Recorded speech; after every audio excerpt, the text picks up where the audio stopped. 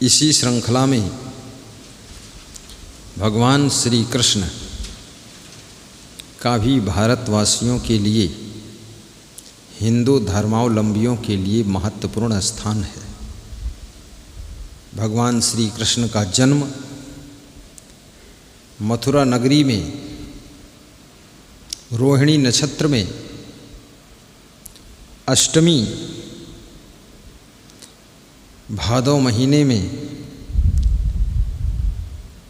हुआ था और जो अष्टमी इस वर्ष 12 अगस्त को आ रही है, यानी 12 अगस्त भगवान श्री कृष्ण के जन्म दिन के उपलक्ष्य में, अवतार दिवस के उपलक्ष्य में संपूर्ण हिंदू भाई बहनों के घर घर में मनाया जाएगा। भगवान श्री कृष्ण राजा कंस के भांजे थे और देवकी और वासुदेव के पुत्र थे। उनका पालन पोषण नंद बाबा और यशोदा मैया ने किया था। भगवान कृष्ण ने आतताई राजाओं को, अनाचार दुराचार फैलाने वालों को ज्ञान देकर, समझा बुझाकर, मार पीट कर सुधारा था। अपने मामा कंस का वध भी किया था, अनेक राक्षसों का वध किया था, अपने नाना उग्रसेन को जेल से छुड़ाया था, अपने जननी जनक देवकी और वासुदेव को भी जेल से मुक्त किया था, कारागृह से। श्री कृष्ण का जन्म कारागृह में हुआ था, मथुरा की जेल में। जिस देश का भगवान भी जेल में जन्म ले, बड़े आश्चर्य की बात है। जेल के सब दरवाजे खुल गए, गेट खुल गए। भगवान कृष्ण रातों रात वासुदेव के कंधे पर बैठकर यमुना पार करके नंद बाबा यशोदा माँ के घर पहुँच गए। वहीं पर उनका लालन पालन हुआ। मथुरा, हाथरस, अलीगढ़, ये सब ज़िले ब्रजवासियों के ज़िले हैं और ब्रजवासियों की भूमि आज भी वहाँ कृष्ण के प्रेम का एहसास होता है, गोपी ग्वालों के प्रेम का एहसास होता है। मैं वहाँ पर प्रवचन करने गया हूँ। वहाँ लोगों की बोली भाषा ऐसे बोलते हैं, तुम तो यहीं बैठे रहियो और मैं आता हूँ। अब मैं उनकी भाषा पूरी बोल नहीं पाता हूँ, लेकिन प्रेम रस में डूबी हुई भाषा है।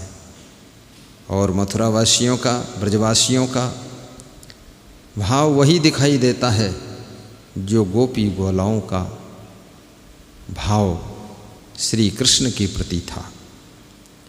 मथुरा नगरी में सभी नर नारी, वहाँ पर राधा जी का भी बहुत महत्व है। राधे राधे बोलते हैं।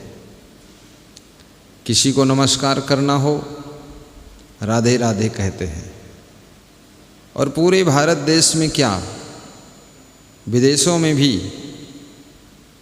कितने लोग प्रणाम करने के समय श्री कृष्णा, जय श्री कृष्णा, जय श्री कृष्ण का नाम लेकर के एक दूसरे को अभिवादन करते हैं।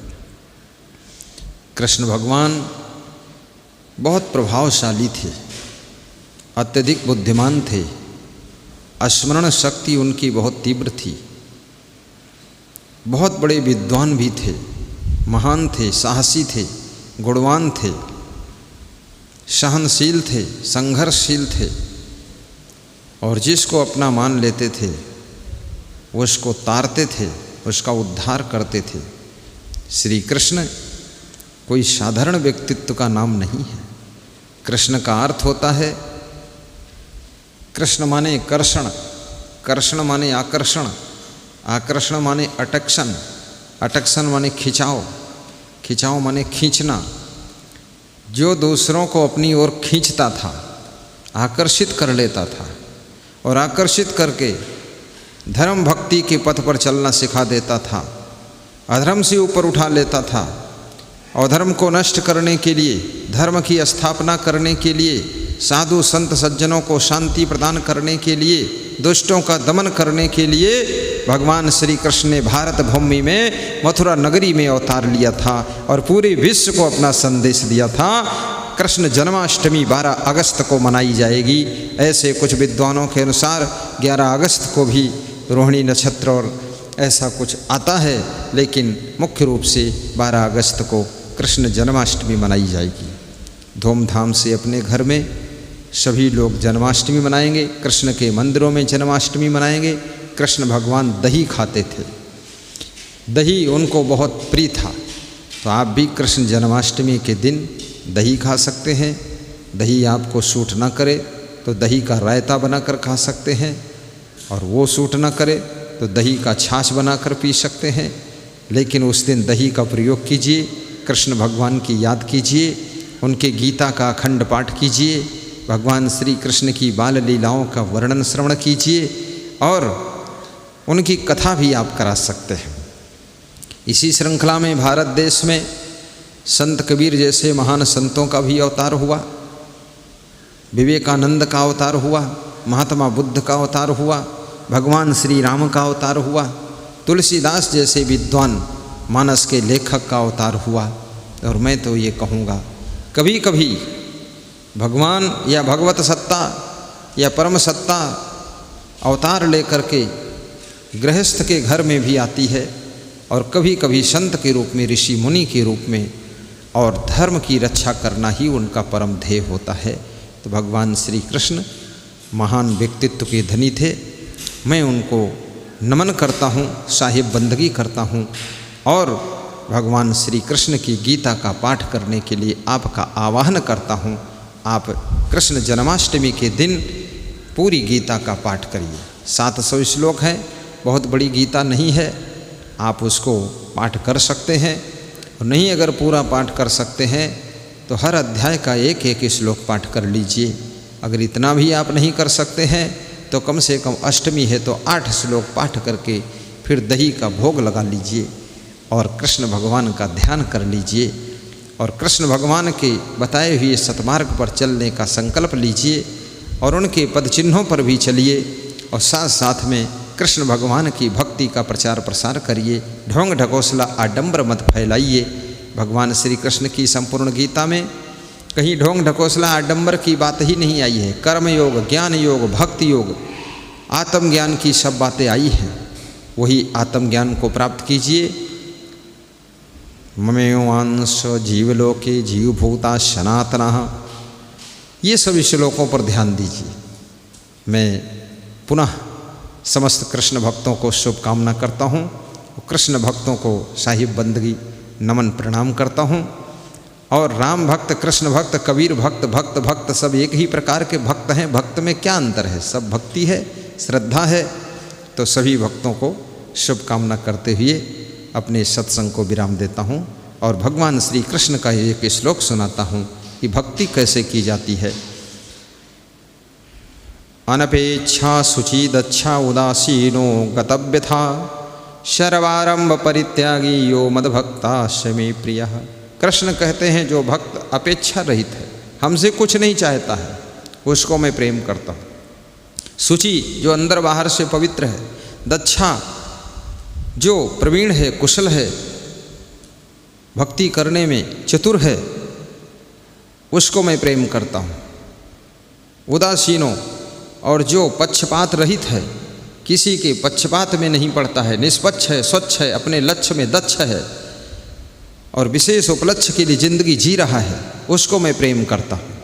उदासीनो गतव व्यथा, और जो व्यथा आने पर, दुख आने पर भी दुखी नहीं होता, व्यथित नहीं होता है, उन दुखों को साइड कर देता, भुला देता है। गतव व्यथा सर्वारंभ परित्यागी, प्रत्येक कार्य को आरंभ करने का अभिमान नहीं करता है कि मैंने किया है, मैंने किया है, ऐसे घमंड में नहीं बोलता। ऐसा बोलता सबके सहयोग से कार्य हुआ है। यो मद भक्ता समी प्रिया, ऐसे भक्त को मैं बहुत प्रेम करता हूँ, वो मेरे प्रिय भक्त होते हैं। ऐसे कृष्ण के तुम प्रिय भक्त बनो, सबका कल्याण हो, सबका उद्धार हो, सबका सुधार हो, सबका बेड़ा पार हो, ऐसी मैं शुभकामना करता हूँ। और एक भजन छोटा सा सुनाता हूँ। जिस समय भगवान श्री कृष्ण ने उद्धव को, छोटा प्रसंग है, भेजा था गोकुल में कि जाओ वहाँ गोपी गोलों को समझा देना, वे दुखी ना हो मेरे वियोग में और प्रेम से रहें, भक्ति करें। तो जब उद्धव समझाने के लिए गए तो उद्धव से गोपी ग्वाल बहुत प्रेम से मिलते हैं। उद्धव कहते हैं कृष्ण का संदेश लेकर आया हूँ। ये बात सुनते ही सब अपना अपना काम छोड़ करके, घर छोड़ करके उद्धव के आसपास इकट्ठे हो जाते हैं कि कृष्ण का संदेश लेकर आप आए हो। अरे बैठो बैठो उद्धव, बताओ कृष्ण ने क्या संदेश भेजा है। तो उन्होंने बताया कि कृष्ण भगवान ने कहा है आप यहीं रह कर के भक्ति करो, वियोग में दुखी न हो और वैराग्य करो। तो गोपियों ने कहा, ग्वालों ने कहा, उद्धव मन न भये 10-20, मन 10-20 नहीं होते हैं, एक मन था, वो कृष्ण की भक्ति में लग गया। अब वैराग्य किस मन से हम करें? ये फालतू बात मत बताओ, कृष्ण भगवान के दर्शन कराओ, उनसे मिला दो एक बार। तब उन्होंने गाया क्या, मिला दे श्याम से उद्धव, तेरा गुण हम भी गाएंगे।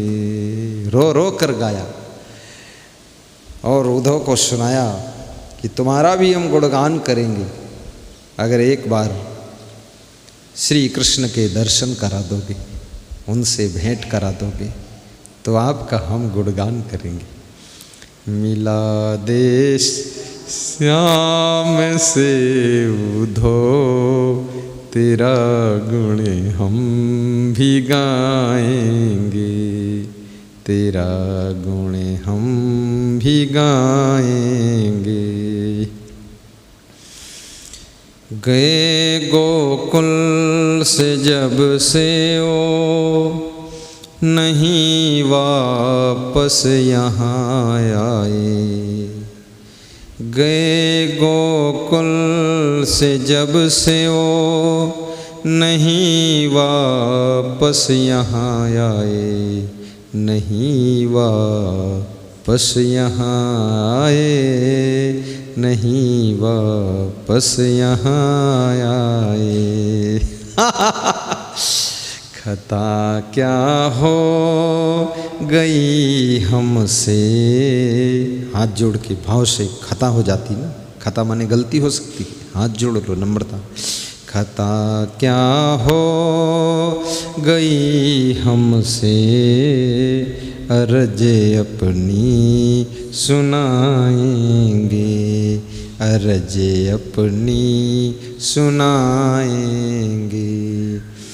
मिला दे श्याम से उद्धव, तेरा गुण हम भी गाएंगे, तेरा गुण हम भी गाएंगे। चरण में शीश धर धर के, अर्ज अपनी सुनाएंगे, अर्ज अपनी सुनाएंगे। हे उद्धव, तुम्हारा गुणगान हम करेंगे। मुझे बताओ कृष्ण कैसे मिलेंगे, कहाँ मिलेंगे? उद्धव भी रोने लग जाते हैं, गोपी ग्वाल सब रोते हैं। कृष्ण तो मिलने वाले नहीं हैं, क्योंकि भगवान वही है जो एक बार त्याग कर देता है, दोबारा उसको फिर ग्रहण नहीं करता है। और भगवान वही है जो किसी के मोह में नहीं पड़ता है, वो सबको तारने के लिए आता है। अगर एक के मोह में फंस गया तो संसारी है, साधारण इंसान है, जो सबके मोह के धागों को तोड़ करके और सबका कल्याण करता है, उसी को कृष्ण भगवान कहते हैं। बहुत बहुत धन्यवाद। कृष्ण जन्माष्टमी धूमधाम से मनाइए।